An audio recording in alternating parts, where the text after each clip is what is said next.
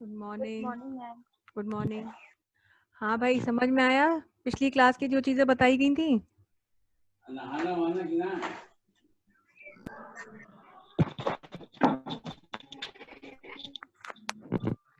शिवानी, आपको क्लियर हुआ?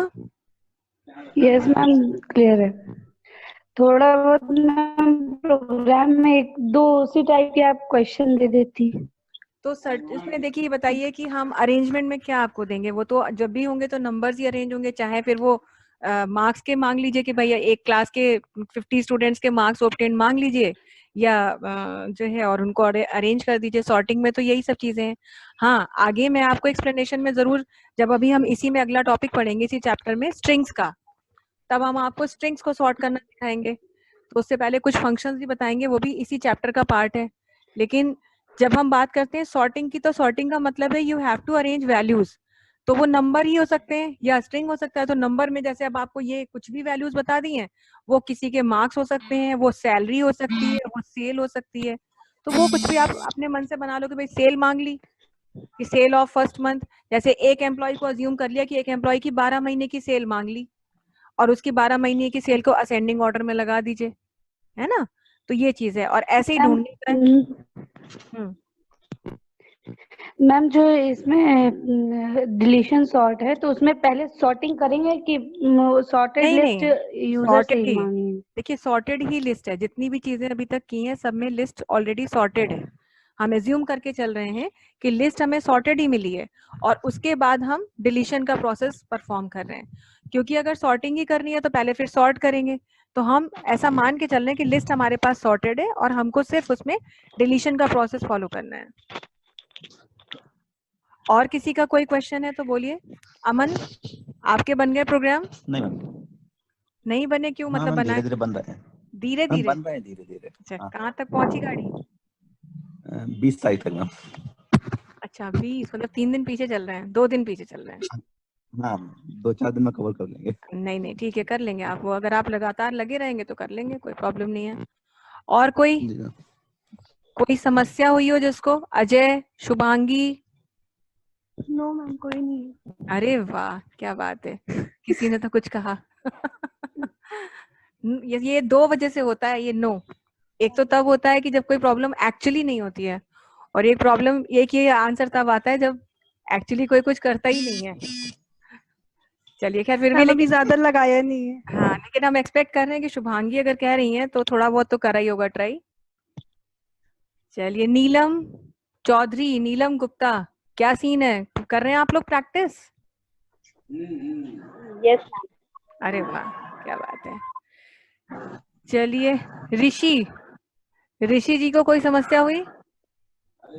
No ma'am, सब कुछ क्लियर है। Very good. शुभम सिंह, आप समझ पा रहे हैं? मैम मैंने आज सेकंड क्लास की है, अभी पीछे मैंने देखा नहीं है। क्यों भाई, आज सेकंड क्लास का मतलब आपको पता नहीं था कि क्लासेस हो रही हैं? मैम पता तो था। हाँ, मगर मैम गांव में थोड़ा नेटवर्क प्रॉब्लम रहता है, तो मैं आज थोड़ा बाहर निकल के आया हूँ, तो वहाँ क्लासेस कर रहा हूँ। अच्छा अच्छा, बाकी मैंने यूट्यूब पे डाउनलोड कर ली वीडियोस। आय शाबाश। पंकज जी, समझ पा रहे हैं आप? पंकज की आवाज ही नहीं आ रही हमको।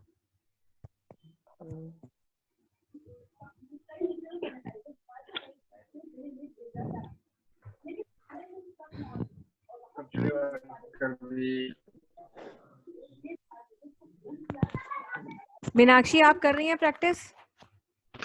हाँ मैम, कर रहे हैं। वैसे तो समझ में आ रहा है जो आप बता रही, बस थोड़ा सा प्रोग्रामिंग में थोड़ी बहुत दिक्कत लॉजिक में हो रही है। बाकी तो कैसे क्या हो रहा है वो समझ आ रहा है।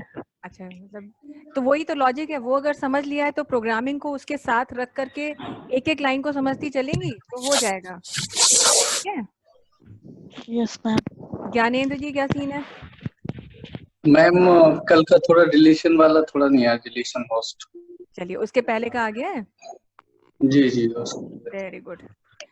चलिए, तो हम अपने मन से ऐसा सोच लेते हैं कि हमारे सारे बच्चे बहुत ही धुरंधर हैं और सबको समझ में आता जा रहा है, और बाकी तो फिर जब मिलेंगे, लॉकडाउन ओवर होगा तो समस्याओं का जो भंडार आपका आएगा तो उसको तो फिर निवारण किया ही जाएगा। चलिए, तो आज की क्लास पे बढ़ते हैं। ऑलमोस्ट हमारे जो स्टूडेंट्स आने थे, लगभग सभी आ चुके हैं, बाकी आते रहेंगे। 6 बजे। चलिए मैं सबको म्यूट कर दे रही हूँ अब यहाँ पर, ताकि किसी को सुनने में प्रॉब्लम ना हो।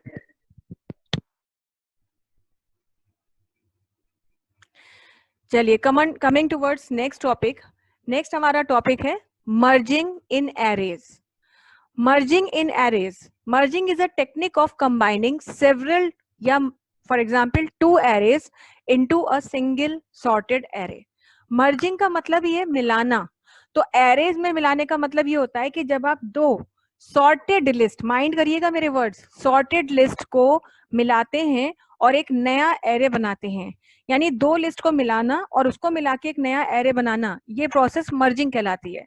लेकिन ये जो 2 लिस्ट मिलाई जा रही हैं अलग अलग, ये दोनों लिस्ट भी पहले से सॉर्टेड हैं, इस चीज का हम ध्यान रखेंगे। It is normally use for combining large arrays of data stored into disks. कई बार ऐसा होता है कि मर्जिंग का ये प्रोसेस हम तब यूज करते हैं जब हमारे एरे का साइज बहुत बड़ा होता है, तो डाटा को डिस्क में स्टोर करने के लिए हम एक सिंगल एरे बना देते हैं। उससे क्या होता है कि स्टोरेज स्पेस कम ऑक्यूपाई होता है और एरे को मतलब मैनेज करना, उसको हैंडल करना भी हमारे लिए आसान हो जाता है। अब इस चीज के लिए हम आपको यहाँ पर देखिए एग्जाम्पल दे रहे हैं कि हमारे पास 2 एरे हैं। जब भी हम मर्ज करेंगे तो कम से कम 2 एरे तो हमारे पास होने चाहिए, ऐसा नहीं है लेकिन 2 ही हो, 2 से ज्यादा भी हो सकते हैं, 3-4 एरे को मिला के आप एक लिस्ट बना सकते हैं। पर फिर भी चीजों को आसान रखते हुए और जितना हमारे सिलेबस से रिलेटेड है हम उतना ही बता रहे हैं। तो फिलहाल हम यहाँ पे 2 एरे मान के चल रहे हैं। यहाँ आप देख भी रहे होंगे स्क्रीन पर कि एक एरे है ए नाम का, जिसमें 5 वैल्यूज पड़ी हैं, 1 2 3 4 5, और उसी के नीचे एक और एरे है बी नाम का, जिसमें भी 5 वैल्यूज पड़ी हैं, 11 12 13 14 15। 2-3 बातें यहाँ पर हम आपको क्लियर कर दें कि ये तो सबसे इंपॉर्टेंट है यहाँ पर कि एरे ए और एरे बी इंडिविजुअली सॉर्टेड होने चाहिए, उनके एलिमेंट्स एक क्रम में ही व्यवस्थित होने चाहिए। लेकिन दूसरी चीज ये भी ध्यान रखिए कि ये जरूरी नहीं है कि दोनों का साइज इक्वल हो, कि एरे ए में 5 है तो बी में भी 5 ही हो सकता है एरे ए में 5 एलिमेंट्स है, एरे बी में 7 एलिमेंट्स भी हो सकते हैं। तो ये कोई जरूरी नहीं है कि दोनों का साइज इक्वल हो, पर हमने साइज इक्वली रखा है, जैसा कि आपके सिलेबस में भी उससे ज्यादा नहीं है। अब जाहिर सी बात है कि अगर आप 2 एरे को मिला रहे हैं और दोनों में अगर 5-5 एलिमेंट्स हैं, तो जो तीसरा एरे आपका बनेगा, वो तीसरा एरे जो होगा आपका, वो कम से कम 10 एलिमेंट को तो होगा, क्योंकि उसमें 5 वो जुड़े होंगे और 5 दूसरे जुड़े होंगे, ए और बी के एलिमेंट्स ऐड हुए होंगे, तो एक सी नाम का एरे बना और उसमें ये 10 एलिमेंट्स आ गए सॉर्ट होकर के। पहले 1 2 3 4 5 आ गया और फिर 11 12 13 14 15 का जो प्रोसेस है के जो वैल्यूज हैं वो हमारी आ गई। इस तरह से हमने यहाँ पर 2 एरेज को मर्ज किया और उनको मिला करके एक तीसरा एरे बनाया। तो इस चीज को हम कैसे करते हैं, तो यहाँ पर भी देखिए जाहिर सी बात है, जब भी सॉर्टिंग होनी है कंपैरिजन होना ही है। तो यहाँ हम क्या करते हैं, पहले एरे ए की पहली वैल्यू की तुलना करते हैं एरे बी की पहली वैल्यू से। यानी हम कहते हैं यदि ये वाली वैल्यू बड़ी है इस वाली वैल्यू से या छोटी है, दोनों में से कुछ भी कह सकते हैं, तो ये जो सी एरे होता है हमारा एक्चुअली ये ब्लैंक होता है, ये खाली है, इसमें कोई वैल्यू नहीं पड़ी हुई है। तो यहाँ पर एक्चुअली हम क्या कहते हैं, हम ऐसे आपको दिखा भी दे रहे हैं बना करके कि ये हमारा एक ब्लैंक एरे था, ये खाली पड़ा हुआ था ऐसे। और अब तुलना हुई कि यदि पहले एरे की पहली वैल्यू दूसरे एरे की पहली वैल्यू से छोटी है तो सी की पहली जगह पर क्या है, छोटी वाली वैल्यू। फिर एरे ए का फर्स्ट मतलब सेकंड एलिमेंट एरे बी के सेकंड एलिमेंट से कंपेयर होगा, यदि 2 छोटा है 12 से तो 2 यहाँ आए।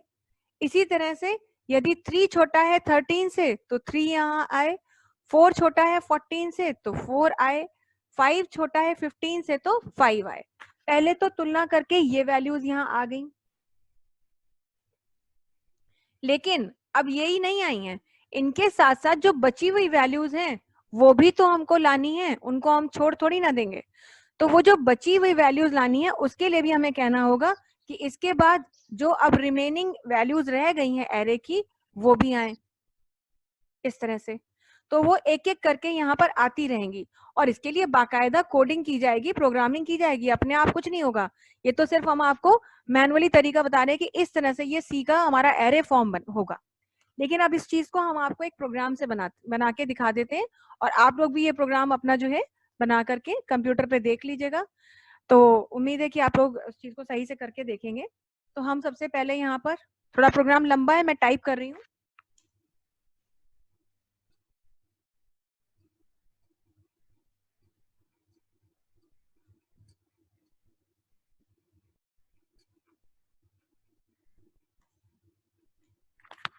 वर्ड में टाइप करते हैं तो कभी कभी ऐसा होता है कोई ये केस अपने आप बड़ा वगैरह कर देता है, तो उस चीज को आप लोग ध्यान दीजिएगा कि ये वर्ड में लिखा हुआ है इसलिए ऐसा हो रहा है, थोड़ा सा ज्यादा परेशान मत हो जाइएगा।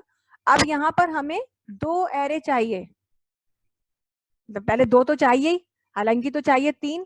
तो हमने क्या किया, एक एरे ले लिया A जिसको साइज दे दिया 5, दूसरा एरे ले लिया B उसको भी साइज दे दिया 5, और कॉमा करके तीसरा एरे ले लिया C जिसको साइज दे दिया 10, क्योंकि 2 एरे मर्ज होके तीसरे में आएंगे। फिर हमें कुछ लूप चलाने हैं, यहाँ पर एक्चुअली हमें 3 लूप चलाने पड़ेंगे। तो हमने एक I ले लिया, एक J ले लिया और एक K ले लिया, और भी हमने एक आध वेरिएबल ले लिए, जरूरत पड़ने पर, अगर जरूरत पड़ेगी तो उनका यूज करेंगे, अभी नहीं पता कि हमें उनका यूज करना है या नहीं करना है। तो फिलहाल कुछ वेरिएबल्स हमने यहाँ पर ले लिए हैं ताकि अगर जरूरत पड़े तो हम उन्हें यूज कर सकें। इसके बाद हमने यहाँ पर अपनी स्क्रीन को क्लियर किया और सबसे पहले हमने यहाँ पर लूप चला करके वैल्यू मांगेंगे दोनों एरे के लिए। तो देखिए यहाँ पर सबसे पहले हमने कहा for I is equal to 0, I is less than is equal to 4, I plus plus, और यहाँ पर डाल दिया हमने। इसके पहले हमने एक लाइन और लिख दी,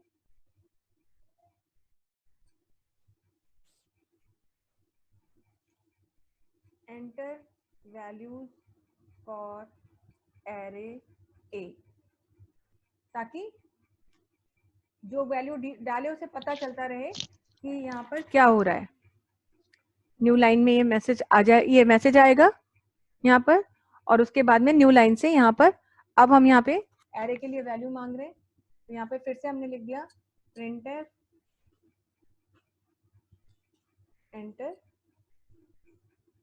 वैल्यू, और बिल्कुल जिस तरह से आप वैल्यू मांगते हैं वैसे ही आपने वैल्यू एरे के लिए मांगी।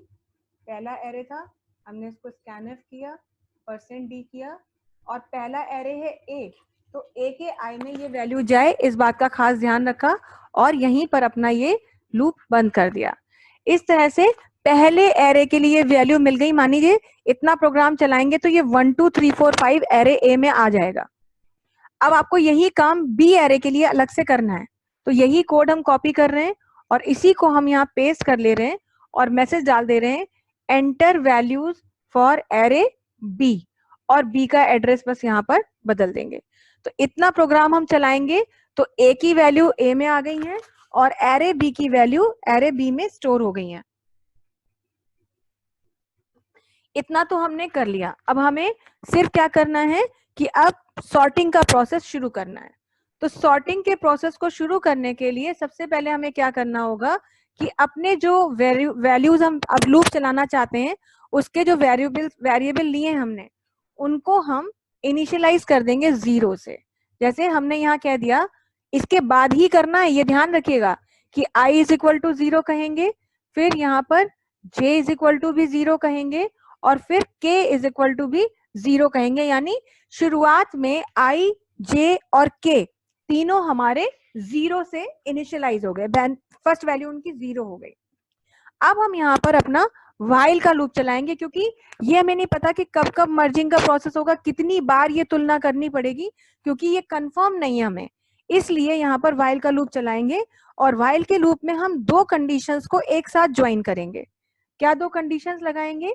पहली कंडीशन तो ये है कि I की वैल्यू जब तक हमारी फर्स्ट एरे के साइज तक रहे, यानी लेस देन 5 रहे I की वैल्यू, ये लूप तब तक चले। और साथ ही साथ यहाँ पर ये भी कहेंगे कि I की वैल्यू भी लेस देन 5 रहे तो जे की वैल्यू भी लेस देन 5 होनी चाहिए। अगर मान लीजिए हमने ये एरे का साइज पता नहीं था, हमने तो अपने आप से मन से सोच लिया कि 5 वैल्यू है। कई बार ऐसा भी हुआ है कि हमने एरे के लिए वैल्यू मांगी है यूजर से कि आप कितना साइज डालना चाहते हैं, कितनी वैल्यू डालना चाहते हैं।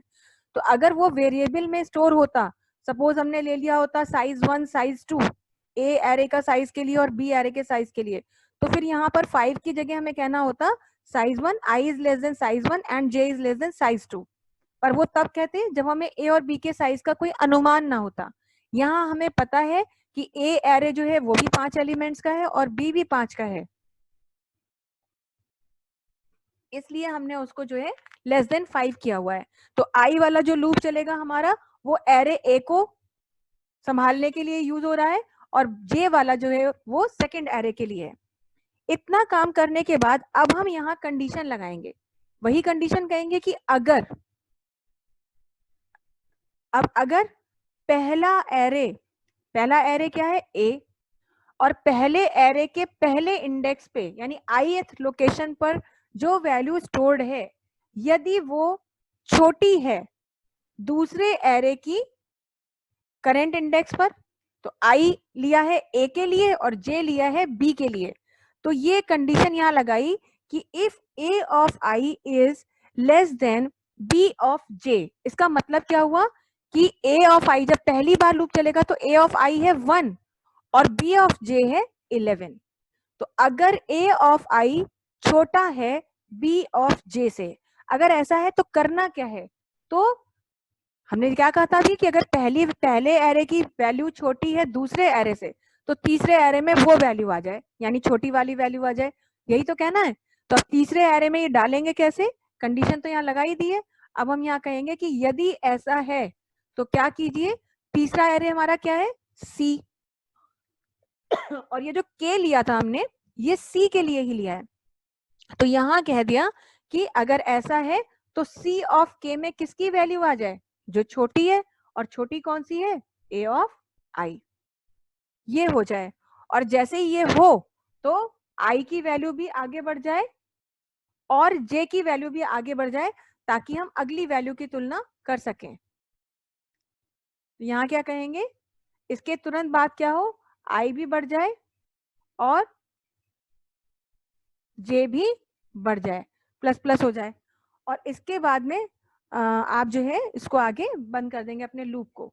और बल्कि जे को बढ़ाने की जरूरत नहीं है, आई बढ़ेगा तो जे ऑटोमेटिकली बढ़ेगा, या के को हम बढ़ा देते हैं, मेरे ख्याल से भी हम यहाँ पे के को बढ़ाते हैं। आप लोग ये प्रोग्राम देखिएगा जब बना के,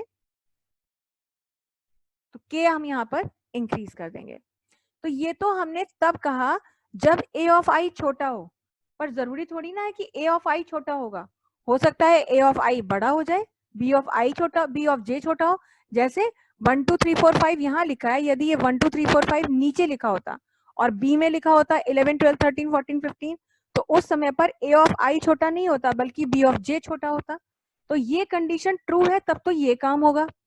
लेकिन अगर ऐसा नहीं है तो क्या कहेंगे, तो कहेंगे एल्स। तो क्या करिए, अब वही चीज रिवर्स में कर देंगे यहाँ पर कि अगर, कंडीशन लगाना भूल गए, यदि ए ऑफ आई बड़ा है बी ऑफ जे से, ए ऑफ आई बड़ा है बी ऑफ जे से, तो क्या कीजिए, तो उसके लिए हमें यहाँ पे क्या कहना होगा,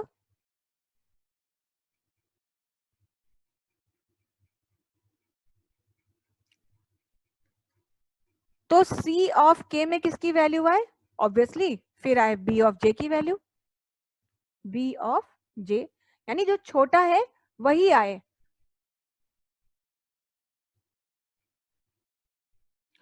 और जैसे ऐसा हो जाए तो अब हम किसको बढ़ाएंगे, अब हम यहाँ पे बढ़ाएंगे जे की वैल्यू को, जे प्लस प्लस हो जाए और के प्लस प्लस हो जाए, क्योंकि सी के लिए के को बढ़ाना जरूरी है। ये हो गई हमारी यहाँ पे कंडीशन, ट्रू होने पर क्या हो और फॉल्स होने पे क्या हो। लेकिन अभी अंदर ही अंदर एक कंडीशन और भी लगानी है। कई बार तो ऐसा होता है कि एक एरे की प्रेजेंट इंडेक्स पे स्टोर की गई वैल्यू दूसरे एरे की उसकी प्रेजेंट इंडेक्स पे स्टोर की गई वैल्यू से बराबर नहीं होती है, बड़ी होती है, या बराबर सॉरी छोटी होती है। लेकिन कई बार ऐसा भी हो सकता है कि वो दोनों वैल्यू एक दूसरे के बराबर हों, तो क्या कहेंगे?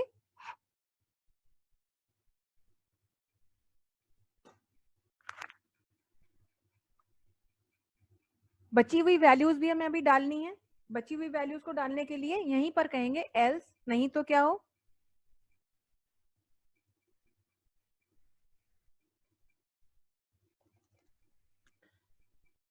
नहीं तो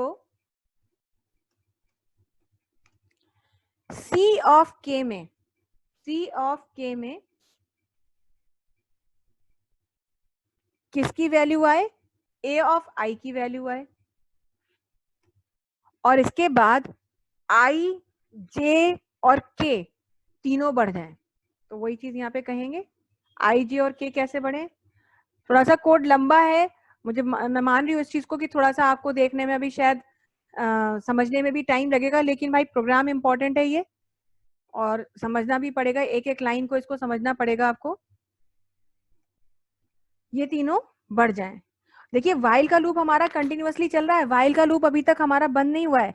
ये जो सारा का सारा प्रोसीजर है हमारा, ये वाइल के लूप में चलेगा। अभी तक हम बाहर नहीं आए वाइल से, ये अंदर ही कंडीशन सारी की सारी चेक हो रही हैं।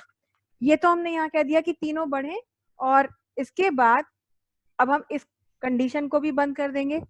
अब इसी के बाद बिना एल्स के हम नई कंडीशन लगाएंगे। क्या नई कंडीशन लगाएंगे? कि यदि आई की वैल्यू साइज से छोटी है, अगर आई की वैल्यू साइज से छोटी है, किसके साइज से छोटी है? पहले एरे के साइज से। तो पहले एरे का साइज वही क्या है हमारा, लेस देन 5। तो यदि वो छोटी है तो क्या कीजिए, तो फिर लूप चलाइए उसके अंदर। भाई अब सॉर्टिंग का प्रोसेस तो कंप्लीट हो गया, लेकिन वैल्यूज डालनी भी तो है उनके अंदर। तो अब कहेंगे for i is equal to 0, i is less than is equal to, या लेस देन 5 कह दीजिए, less than 5 i plus plus.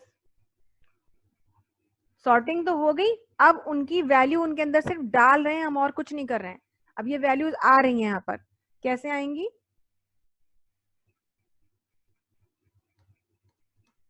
C of K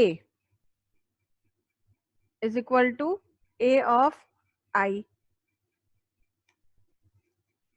यहीं पर I ऐड हो जाए और K ऐड हो जाए, मतलब +1 होता चला जाए, I +1 एंड K +1। और ये कंडीशन यहीं पे बंद करेंगे, लूप भी यहीं पे बंद करेंगे। ये लूप बंद किया और ये कंडीशन बंद की। और अब अगली कंडीशन, वो तो तब था जब ये कंडीशन ट्रू होती, ये चीज हमारी तब हो रही है जब ये कंडीशन ट्रू होती। लेकिन अब इस इफ का यहां पर दे रहे हैं हम एल्स, कि else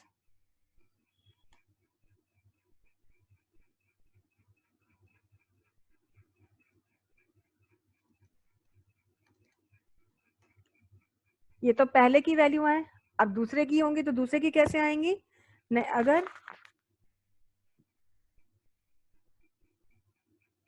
if j is less than 5, क्योंकि j का साइज कंपेयर करेंगे दूसरे वाले एरे के लिए, कि अगर j इज लेस देन 5 है तो फिर किसका लूप चले? तब फिर यहाँ पर एक नया लूप चले।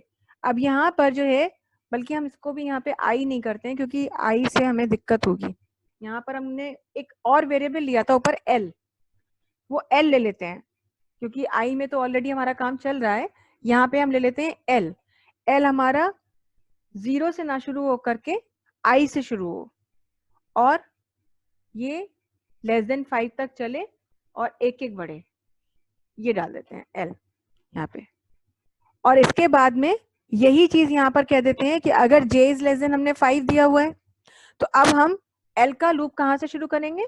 तब हम एल का लूप शुरू करेंगे j से। For l is equal to j, l is less than 5 and l plus plus. इसके बाद दूसरे वाले के वैल्यू डालेंगे,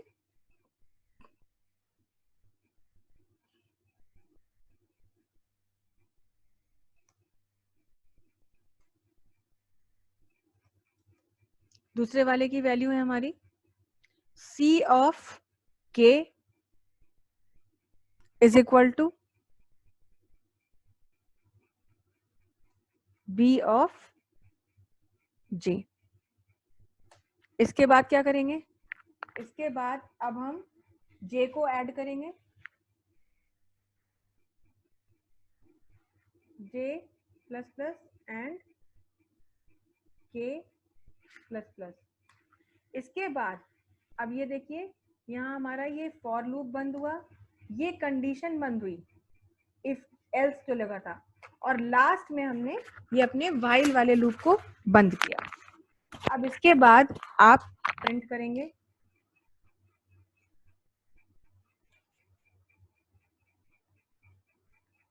मर्ज्ड एरे। अब मर्ज किया हुआ एरे सिर्फ आपको प्रिंट कराना है, तो लूप चलाएंगे फॉर, अब तो किसी का भी चला सकते हैं, i इज इक्वल टू 0। हमें मालूम है कि अब हमारा एरे का साइज जो है वो 10 हो चुका है, तो less than is equal to 9 कर देंगे और i प्लस प्लस कर देंगे, और इसके बाद में यहाँ पर कहेंगे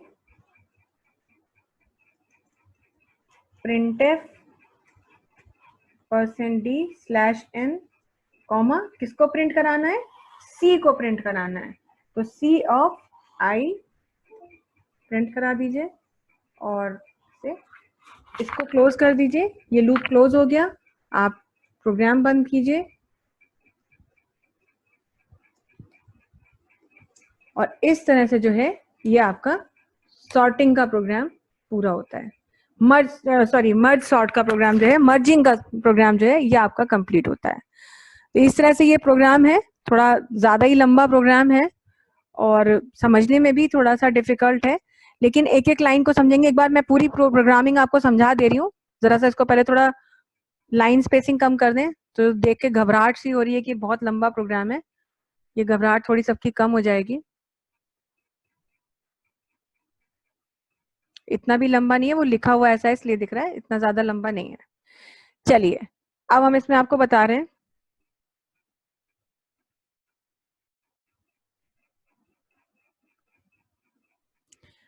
भाई, क्लासेस रेगुलरली करनी पड़ेंगी, ऊपर से तो सब निकलेगा। वापस से समझा रही हूँ पूरा प्रोग्राम आपको, ध्यान दीजिएगा प्लीज, ठीक है? जिनका भी ये मैसेज आया था, ऊपर से बहुत लोगों के निकल रहा है, लेकिन सभी थोड़ा थोड़ा ट्राई कर रहे हैं, तो आप भी ट्राई कीजिए समझने का। एक बार पूरा प्रोग्राम हम फिर से समझा रहे हैं, क्योंकि आज सिर्फ हमें मर्जिंग ही बतानी है आपको, और कल से हम शुरू करेंगे मैट्रिक्स, डबल डिम एरे, तो इसलिए प्लीज ध्यान से समझिएगा और एक बार समझने की कोशिश कीजिए, आ जाएगा समझ में। देखिए मर्जिंग के ये प्रोसेस में हम क्या कर रहे हैं कि हमने दो एरे अपने मन में सोच लिए। एक एरे है हमारा एरे ए, जिसमें कि 5 वैल्यू पड़ी हैं जो पहले से सॉर्टेड हैं, 1 2 3 4 5।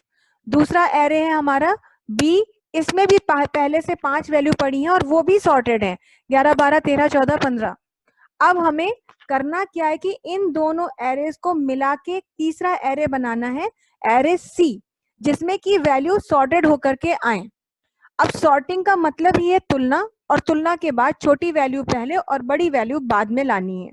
तो यहाँ पर हम क्या करेंगे, सबसे पहले हमने इसके लिए 3 एरे मान लिए, ए बी और सी, और इस बात का ध्यान रखा कि जो भी साइज ए का और बी का था, सी का साइज उन दोनों का एडिशन ही होगा।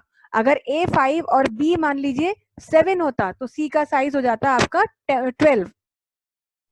आपने पहले एरे ए के लिए वैल्यू मांगी, उसके बाद आपने एरे बी के लिए वैल्यू मांगी, और मांगने के बाद अब सॉर्टिंग का प्रोसेस शुरू करने से पहले आई, जे और के को 0 से इनिशियलाइज किया, जिसमें ये मान के चले कि आई का इस्तेमाल ए के लिए, जे का इस्तेमाल बी के लिए और के का इस्तेमाल सी के लिए किया जाएगा।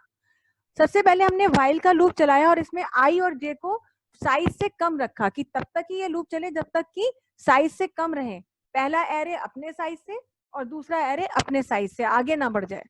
और अंदर हमने कहा ये जो लाइन हम कह रहे हैं, इसका मतलब है यदि पहले एरे के इंडेक्स पे स्टोर की गई वैल्यू छोटी है दूसरे एरे के इंडेक्स पे स्टोर की गई वैल्यू से, तो तीसरे एरे के इस इंडेक्स पर छोटी वैल्यू आए, यदि a ऑफ i छोटा है तो c में a ऑफ i आए और i और k बढ़ जाए।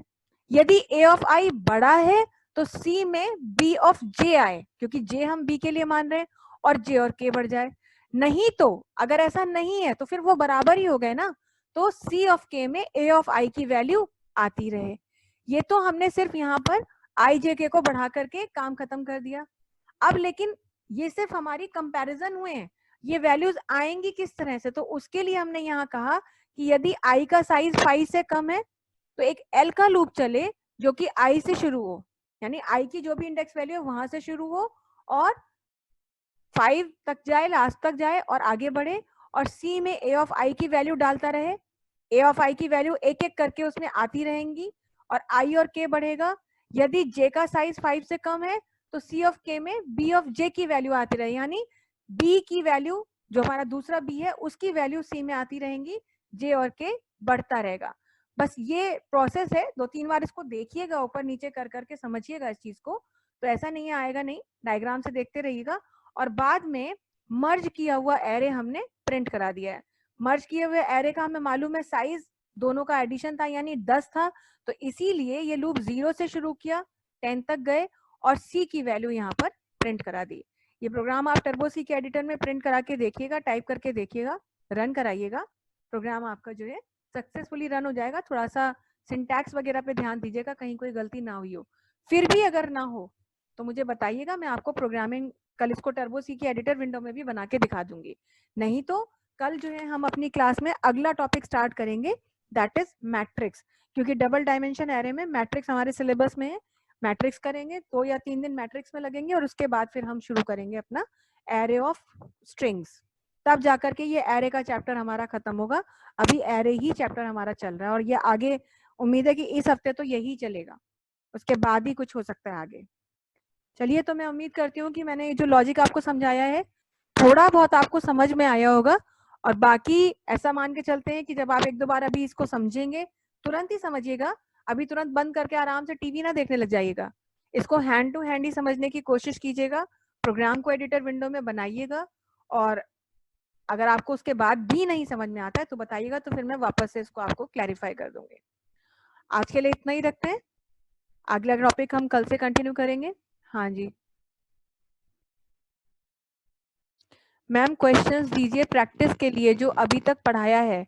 भाई एरे की जो फाइल आप लोगों को भेजी है MS वर्ड की, उसमें असाइनमेंट में 7-8-9 क्वेश्चंस दिए गए हैं आपको, वो क्वेश्चंस आप करिए, ट्राई करके देखिए। हालांकि तो मैंने अधिक से अधिक का सॉल्यूशन आपको दिया है, लेकिन पहले वो क्वेश्चन आप खुद करके देखिए कि क्या आप खुद से कर पा रहे हैं।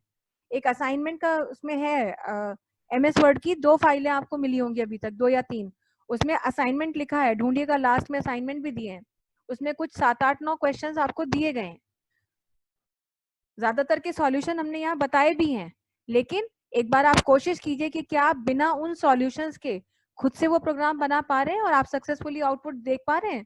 अगर है तो ठीक है, नहीं तो सॉर्टिंग के लिए और सर्चिंग के लिए इसके अलावा कोई क्वेश्चन नहीं हो सकते। एक बार एरे ऑफ स्ट्रिंग कर लेंगे तब हम आपको 2-4 क्वेश्चंस और दे सकते हैं, क्योंकि क्वेश्चंस ऐसे ही आएंगे जैसे हमने दिए हैं, यही क्वेश्चन एग्जाम में घुमा फिरा के पूछे जाएंगे। या तो पूछ लेंगे कि किसी भी एरे की सबसे छोटी वैल्यू निकाल के दिखाइए, या पूछ लेंगे कि एक एरे में वैल्यू स्टोर करिए, उसका एवरेज निकालिए, या पूछ लेंगे एक एरे में इंटीजर स्टोर करिए और उसमें केवल प्राइम नंबर प्रिंट करा के दिखा दीजिए। तो इस तरीके से ही क्वेश्चंस बन के आएंगे। या पूछ लेंगे एक एरे में 10 नाम स्टोर करिए और बताइए, एक नाम पूछिए और बताइए कि वो नाम उसमें एग्जिस्ट कर रहा है या नहीं। लेकिन नाम के लिए आपको एरे ऑफ स्ट्रिंग्स आना चाहिए, जो हम आगे पढ़ेंगे, है ना। तो सर्चिंग से या सॉर्टिंग से रिलेटेड क्वेश्चंस में हर बार करिएगा वही, अरेंज करिए ऊपर से नीचे के क्रम में या नीचे से ऊपर के क्रम में। तो जैसे मैंने अभी शिवानी को बोला कि एक एरे बना करके अगर उसमें आप एक किसी भी व्यक्ति की 12 महीने की सेल डाल रहे हैं और उस सेल को बढ़ते हुए घटते हुए क्रम में आप अरेंज कीजिए। तो क्वेश्चंस कुछ इसी तरीके से आएंगे, जो हमने असाइनमेंट दिए उन्हीं पे आप फोकस कीजिए, क्योंकि एग्जाम में क्वेश्चन बिल्कुल इसी तरीके से दिया जाएगा, बस भाषा बदली हुई होगी, कुछ घुमा फिरा के पूछा जा सकता है, ठीक है। बाकी जब जब हमें लगेगा कि हाँ इससे रिलेटेड क्वेश्चंस होने चाहिए तो मैं अलग से भी क्वेश्चंस आपको दूंगी। आज के लिए इतना ही रखते हैं। Thank you all, stay home, stay safe, that's all for the day.